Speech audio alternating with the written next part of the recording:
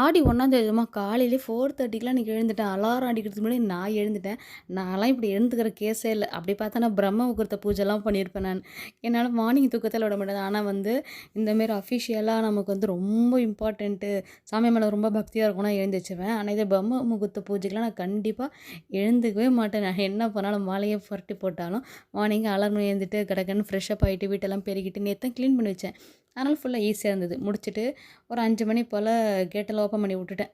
போயிட்டு வெளியே போய் வாசல்லாம் ஃபுல்லா க்ளீன் பண்ணிட்டேன். நேத்தே போட்டிருக்கலாம். நிலவாசல்ல வந்து மஞ்சள் தடவி கோலம். எனக்கு என்னன்னா ஃப்ரைடே எதுவுமே போட்டா தான் எனக்கு எப்பயுமே பிடிக்கும். அந்த வியாழக்கிழமை போடுறது பிடிக்காது. இன்கேஸ் என்னைக்காவது ஒரு நாள் தவறு இருந்தா போடலாம். ஆனா இது வரைக்கும் நடந்ததில்ல. இனிமே ஃப்யூச்சர்ல தான் பார்க்கலாம்.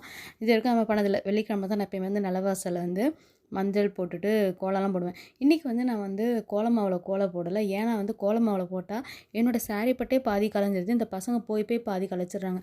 அதனால் வந்து நான் வந்து அரிசி கோலம் இருக்குல்ல அதுதான் போட்டேன் இன்றைக்கி. பிரசாதமாக கேசரி மட்டும் தான் பண்ணேன். வேறு எதுவும் பண்ணல. வெத்தலை பாக்கு வச்சு திருப்தியாக சாமி கும்பிட்டு முடித்தேன். ஒரு 7 மணிக்கு கும்பிடும் பார்த்தா மணி 7:10 ஆகிடுச்சு.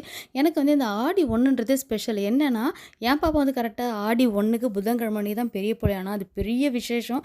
எங்கள் குடும்பத்துக்கு அவ்வளோ சந்தோஷமாக இருந்தது. இது மாதிரி எத்தனை பேருக்கு கிடைக்கும் தெரியல. என் பொண்ணுக்கு கிடச்சது அவ்வளோ சந்தோஷமாக இருந்தது. அப்படியே பஞ்சு கவியை விளக்கு ஏற்றி நீங்கள் பூஜை முடிச்சுட்டு எனக்கு வீடியோவில் தான் பாய்.